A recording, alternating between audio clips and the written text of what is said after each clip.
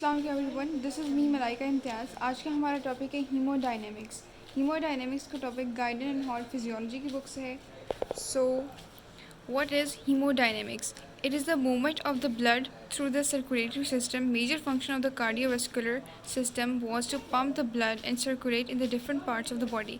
यानी कि हीमोडायनेमिक्स जो प्रोसेस है ये ऐसा प्रोसेस है जो कि हमारे ब्लड को पूरी बॉडी में पंप करता है, हार्ट में भी लेके जाता है और वापस पूरी बॉडी में ट्रांसपोर्ट करता है। इसके कुछ फैक्टर्स हैं जिसमें हमारे पास पहला फैक्टर है pressure gradient, right. Pressure gradient का हमारे ब्लड के साथ जो है वो डायरेक्ट रिलेशन है, यानी कि जितना प्रेशर ग्रेडियंट ज़्यादा होगा उतना वॉल्यूम बॉडी में ज़्यादा होगा ब्लड का। इसके दो हमारे पास प्रेशर के सिंबल्स हैं। P1 जो है वो प्रेशर है प्रॉक्सिमल एंड का, जबकि P2 जो है वो डिस्टल एंड का प्रेशर है। Number 2 is resistance. Blood volume जो है वो इन्वर्सली रिलेशन है रेजिस्टेंस के साथ, यानी जितना हमारी बॉडी में रेजिस्टेंस ज़्यादा होगा उतना ब्लड वॉल्यूम कम होगा। It is mainly offered by the peripheral vessels. This is the arterioles called as resistance vessel. यानी कि resistance mostly जो है वो peripheral vessel करती हैं, उनको हम resistance vessels भी कहते हैं। जबकि viscosity का क्या रोल है? Viscosity has a inverse relation with the blood flow. Same है जैसे resistance है, जितनी ज़्यादा viscosity होगी उतना कम resistance होगा। So next we have the blood vessels. Blood vessels क्या होती हैं? These are the hollow tubes similar to the pipes that form a complex network throughout the body carrying the blood to and from the body. यानी कि blood vessel एक hollow network होता है जो कि blood को जो है वो हार्ट की तरफ लेके जाती है और वापस बॉडी में भी ट्रांसपोर्ट करती है। हमारे पास 3 तरह के ब्लड वेसल्स होते हैं, arteries, veins and capillaries. So you can see here these are in the tabular form. So arteries क्या होती हैं? Arteries are thick and strong. Arteries contain the fibrous tissue, elastic fibers and muscle that withstand with the high blood pressure.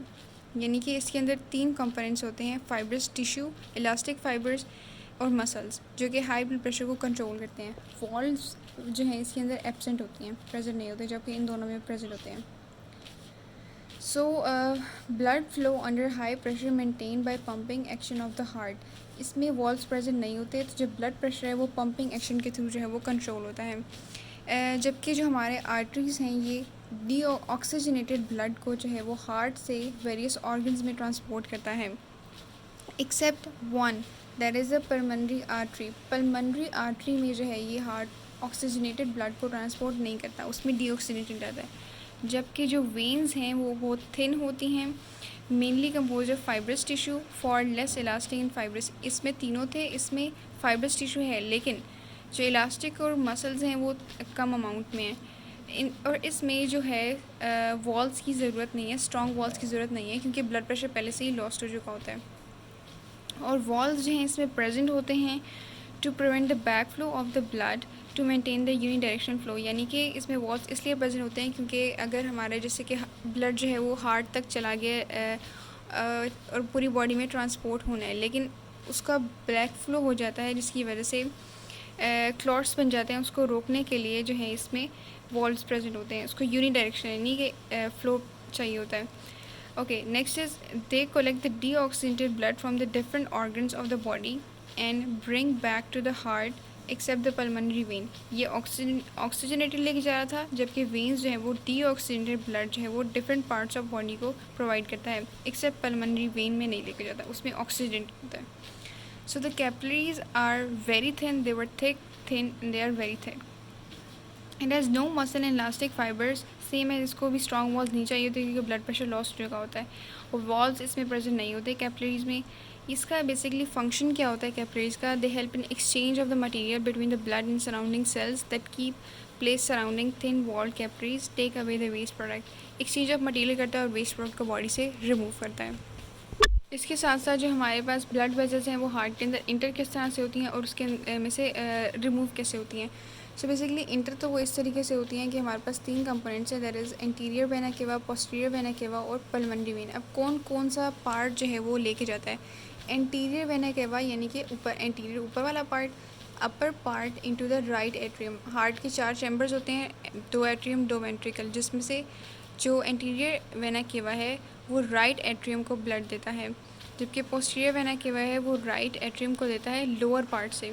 Pulmonary vein जो है वो 2 veins form each lungs into the left atrium. इन दोनों ने right atrium को दिया, जबकि इस पल्मोनरी वेन ने लेफ्ट एट्रियम को दिया। Blood vessel leave the heart pulmonary artery से और अयोटा से होती है। पल्मोनरी, इसमें हमने एट्रियम की बात की थी, इसमें वेंट्रिकल की बात करेंगे। पल्मोनरी आर्टरी जो है वो राइट वेंट्रिकल से लंग्स में देती है, जबकि अयोटा जो है वो लेफ्ट वेंट्रिकल से पूरी बॉडी में ट्रांसपोर्ट करता है। Right ventricle, left ventricle. Next we have very important short question, that is endothelial regulation. So what is endothelial regulation? These are derived relaxing factors include the nitric oxide that is produced from the L-arginine by enzyme endothelial nitric oxide synthase. It diffuses into the underlying smooth muscle while inside smooth muscle cells.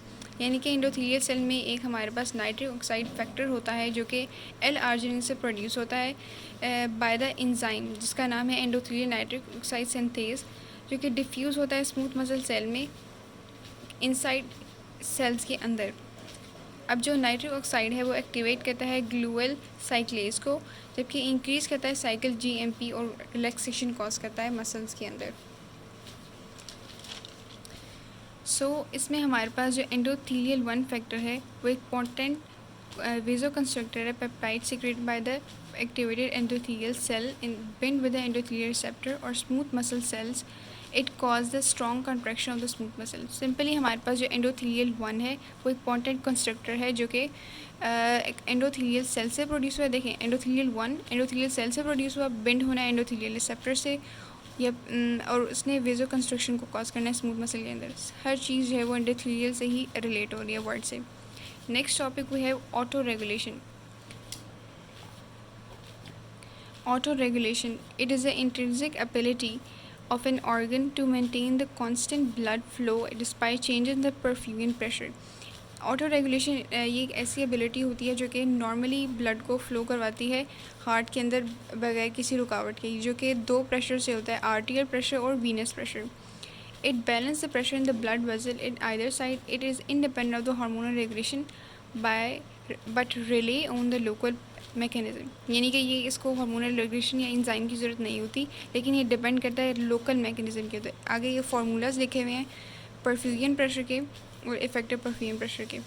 So it is actually the आर्टियल pressure minus venous pressure, while effective perfusion pressure is Pa minus PV divided by R. R is related to resistance.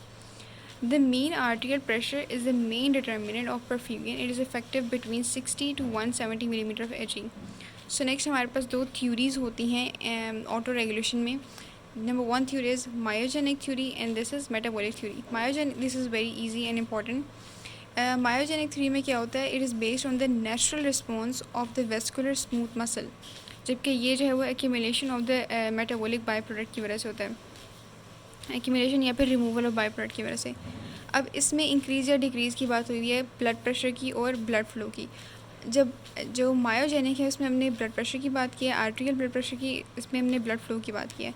तो अगर हमारे पास arterial pressure जो है वो बहुत ज़्यादा, arteries का pressure बहुत ज़्यादा हो जाता है तो वेजल्स जो हैं वो स्ट्रेच हो जाती हैं और स्मूथ मसल जो है वो कॉन्ट्रैक्ट होना शुरू हो जाता है, तो हमारे पास जो ब्लड फ्लो है वो कम हो जाएगा.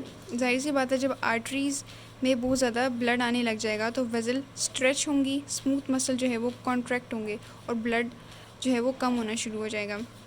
अगर हमारे पास प्रेशर कम हो जाए तो वो कम स्ट्रेच होगी, स्मूथ मसल भी रिलैक्स होंगे और ब्लड फ्लो जो है वो नॉर्मल रहेगा, इंक्रीज़ हो जाएगा. क्योंकि वो स्ट्रेच नहीं हुए तो ब्लड फ्लो इंक्रीज़ होगा.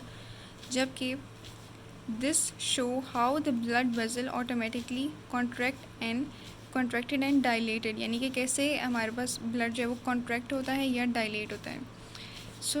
इसमें हमारे पास जैसे मैंने कहा ये बेस्ड ऑन द एक्यूमुलेशन और the removal of the metabolic by product. इसमें हमारे पास ब्लड फ्लो अगर डिक्रीज़ होता है तो वेस्ट प्रोडक्ट जैसे कि कार्बन डाइऑक्साइड और हाइड्रोजन एडिनोसाइन एक्यूमुलेट होते हैं, वो नॉर्मल ब्लड फ्लो को कॉज करते हैं. लेकिन ये वेजो डायलेशन कॉज करता है जब हमारे पास ब्लड फ्लो डिक्रीज़ होता है. जब इंक्रीज़ होगा तो हमारे पास वेजो कंस्ट्रक्शन होगी. राइट, ब्लड फ्लो इंक्रीज़ हुआ, वेस्ट मेटाबोलाइट वॉश्ड आउट हो गए जबकि इसमें एक्यूमुलेट हुए थे नॉर्मल ब्लड फ्लो करने के लिए. इसमें इंक्रीज़ है तो हम वेजो कंस्ट्रक्शन होगी और रिस्टोर करेगा नॉर्मल ब्लड फ्लो. और इसमें adenosine, carbon dioxide, lactic acid, are the vasodilators, क्योंकि ये वेजो कंस्ट्रक्शन कॉज कर रहे थे। वेजोडाइलेटर्स इस पूरे मेटाबॉलिक थ्योरी में ये 3 यूज़ होते हैं। So this was the video of the haemodynamics topic, जो कि गाइड एंड हॉल फिजियोलॉजी की बुक से है। अगर आपको मेरी वीडियो पसंद आई हो तो उसको लाइक और सब्सक्राइब कीजिएगा। Thank you.